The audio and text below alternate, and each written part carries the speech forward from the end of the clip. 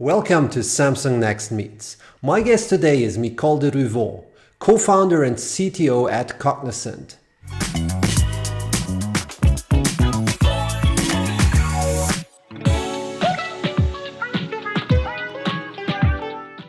Micol, thanks for joining me today. Could you give us a quick introduction to your startup and your role there? Of course, thank you for inviting me. I'm Micol, I'm the CTO and co-founder of Cogniscent. At Cogniscent, we combine medical knowledge with machine learning to deliver at-home testing that supports a timely diagnosis of neurodegenerative diseases like Parkinson's or Alzheimer's. Okay, wow, you have a huge mission. It's, Yes, when I understand it right, it's the AI-driven early detection of Alzheimer's and Parkinson's. How are you going to do that? Could you explain in simple words that everyone could understand how your solution will tackle this big challenge? Of course, yeah. So if you don't mind, I will answer the second question first. And that's because I would want to create an analogy. So a simple analogy would be that our test is like a pregnancy test. In that the pregnancy test is simple, quick, and accurate tool to give an indication for a woman in case they get pregnant or not. And in the same way, our test is accurate enough to give an indication on whether a person will develop symptoms that then lead to Parkinson's, for instance, or not. Just a few words on how the test works, just for everyone to understand that. Let's assume a 60-year-old person is worried about developing Parkinson's as they notice some symptoms. They read in the media that, for instance, smell impairments or poor sleep can lead to Parkinson's. So what they do is that they simply order our test online. They will get sent a smell test at home to check on smell impairments, and they will answer some straightforward but clinically validated questionnaires. And in about 25 minutes, they will get results on whether they have some symptoms at risk or not. So it's a flagging, let's say, mechanism. And what I want to say is that why it's important to develop this kind of test is because right now misdiagnosis rate is really high, especially in the early stage of the disease. So I'm talking about Parkinson's right now. And that's because the diagnosis of Parkinson's only occurs when the late stage symptoms appear, like tremor, but by then it's too late to just focus on targeted interventions, and the quality of life has a really big negative impact. So what we want to do is just to have a full clear picture of early symptoms, and that empowers both patients and doctors. And in this sense, AI plays a crucial role. As patients will have a clear picture on their symptoms, they can monitor the symptoms, they can check which kind of symptoms are more crucial or at risk or not, and also they will get offered tailored recommendations.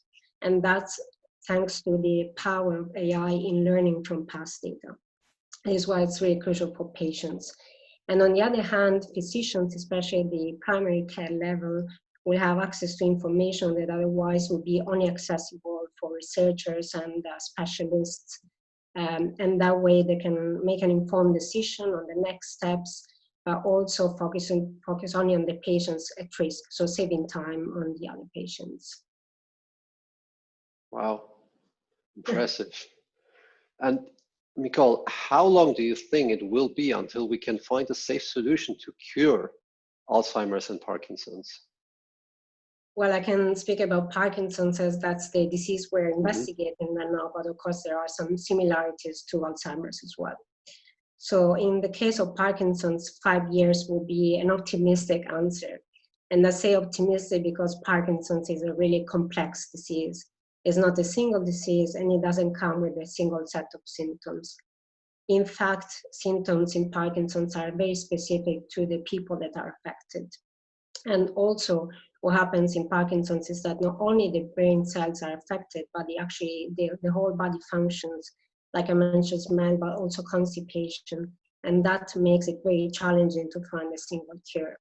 So what researchers are doing recently is that they are focusing on a combination of therapies that come even from other diseases like cancer, for instance. And they hope that with these therapies like stem cell therapies or gene therapies, they can slow down or even stop the progression of the disease. And more importantly, they can control symptoms. So just to give a positive hope in all of this, please. For Parkinson's, unlike Alzheimer's, there are actually really good treatments. And this is why it's important to focus on the early symptoms, because when diagnosed early, there are targeted treatments, especially also on the non-motor symptoms, which are often overlooked, that can actually improve the quality of life. So they cannot stop the progression of the disease, but they can actually stop the progression of the symptoms in a way, and that really improves quality of life. Just to mention quickly the role of AI in all of this. Yeah. And also in this case, as I mentioned, the complexity of the disease doesn't allow researchers to have a holistic view on the disease, right? And also on the links, molecular links or molecular mechanism, and they just cannot put together the pieces of the puzzle, right? So AI can actually help learning about hidden links and also creating models or predicting models that researchers can test, such as checking whether a therapy could be effective in some people, other not, so come up with tailored therapies and just see whether some therapies will be successful, and this drives experiments. All right. Thank you. You are a biomedical engineer by training, right? What is that? What is a biomedical engineer? Thanks. That's a really good question, as I always get it. And it gives me the chance to explain and say what my background really is. So biomedical engineering is a branch of electronic or mechanical engineering. And the peculiarity of this faculty is that it combines engineering principles with fundamentals of medicine and biology. So biomedical engineers in the end are a hybrid between an engineer and a doctor. And because they can speak the language of doctors, they always work in close contact with them. And in terms of professional career, there's many different roles a biomedical engineer can take, such as working in robotics, nanotechnology, and of course, it's also the research path, which I pursued, and I specialize in artificial organs, such as pancreas or kidney, and on computational biology, which is mathematical modeling applied to bio or medical problems. Then I would love to ask you, as a biomedical engineer and entrepreneur, tell us please about the latest trends at the intersection of health, AI, and biology. Like, what's next, and which innovations will we see in these areas in the next years? Yes, so definitely what we are going to see is self-care and self-management. And that's because now individuals, thanks to, of course, advancement in technology, they can be empowered in knowing more about their health, their wellness. They can monitor their symptoms. There are, of course, a number of apps now that allow that. And of course, with AI, as I mentioned before, they can also have access to tailored recommendations, communicate with a doctor, and that really empowers patients. So I can definitely see that happening in the future and evolving more. One other trend can definitely be telemedicine and remote monitoring, especially after Corona. I can see that happening more and more. And because doctors also, thanks to AI, they can have access to continuous monitoring and accurate monitoring and tracking of vital parameters. And with this, I can think, going back to artificial organs, I can think of blood glucose levels or dialysis parameters in artificial kidney, for instance. I also want to mention quickly two other trends that I think will be actually important. And these are chronic care, again, powered by AI, that can give really instructions on what to focus on or not. And the last thing will be also e-triage, which actually includes also our app, so as a symptom checker, right? And as I said, that really empowers both sides, so patient and physician. An exciting future that we are facing. So you're originally from Italy, right? You lived in Rome, then you moved to London, and then you decided to move to Berlin to found Cogniscent in Berlin. Is that right? Why that? Why Berlin? Yeah, I can explain. It's a long story, but I'll make it short. So when I completed my university studies, so I graduated in Rome, Italy. This is where I studied biomedical engineering. I then completed my PhD in England in a town called Norwich. very small town, but I had the opportunity to study at the research center, plant research center there. And I really loved the experience abroad. So of course I didn't want to go back to Italy. And so actually I decided at the end of my postdoc, so I spent a few years in academia for that. And I actually decided to leave academia. And that was a sad choice, but I really wanted to work on more real world problems. So I still loved research, but not really the opportunities, let's say. Yeah. So I decided to look for a job as a data scientist, as that was really close to my expertise. And while looking for a job, I was getting really frustrated of not finding anything as exciting as my research projects. And actually, when I was about to give up, and I just thought, okay, maybe I should look in a totally different field. I shouldn't focus on medicine or bio. I actually got an inbox in my LinkedIn from a startup incubator in Berlin, saying that they were looking for researchers who would actually develop their own ideas and eventually turn the ideas into a startup product.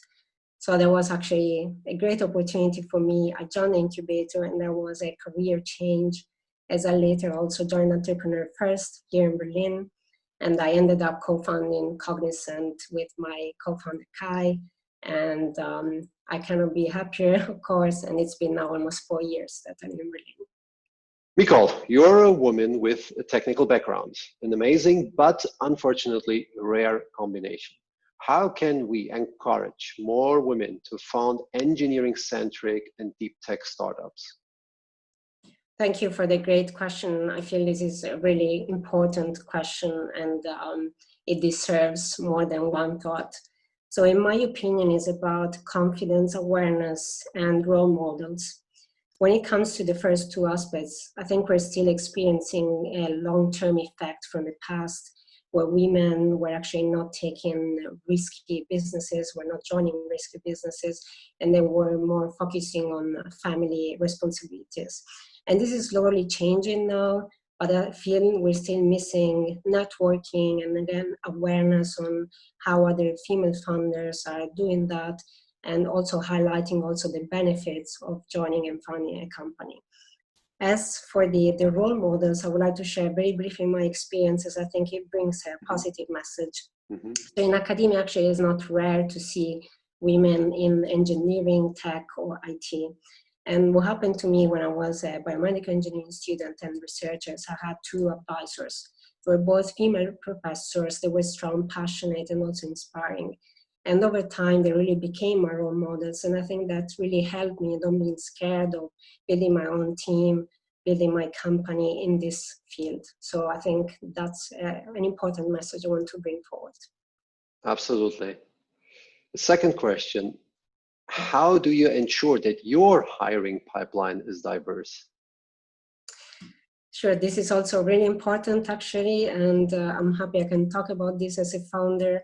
I think we really start from the beginning. So from the job description, I realized it's actually an important way of attracting females. There are some wording you can use like inclusive, or also, okay, I don't remember anymore, but supportive. Okay, that was the word I was looking for. That really can make a difference. It sounds obvious, but I think it's important. Second aspect would be, of course, having women in the interview panel, because, of course, that's the only way you can judge another woman, right, in a better way, let's say, and, of course, also joining groups, tech meetings, right, opportunities where you can meet more women. I also joined some groups in healthcare, right, for women in tech, and I think that can help. And that's for gender, for, let's say, diversity in a more general sense. Of course, we speak English, we're an international company, and this is how we try and attract also international employees. Cool. So let's end with a shout out. Which other female deep tech founders would you like to highlight? I would like to highlight two of them. So one is Rocio and the other one is Ella. Rocio is the co-founder and CTO of Gnosis Genomics. And what they do is they combine AI with synthetic biology to decipher DNA sequences that are crucial for diseases such as rare diseases. So it's a really interesting product and mission as well. And Ella is the co-founder and CEO of Nocturne. And what they do is they're like in a similar field as us. They work on retinal changes. So they use AI-powered software to detect retinal changes, the shape of the retina actually, and how that can unlock insights on diseases such as neurological diseases, such as multiple sclerosis. Wow. Good shout out. Interesting stuff. We need more of that. Yeah. Cool. Micol, thanks a lot and good luck with your amazing mission. Thank you very much.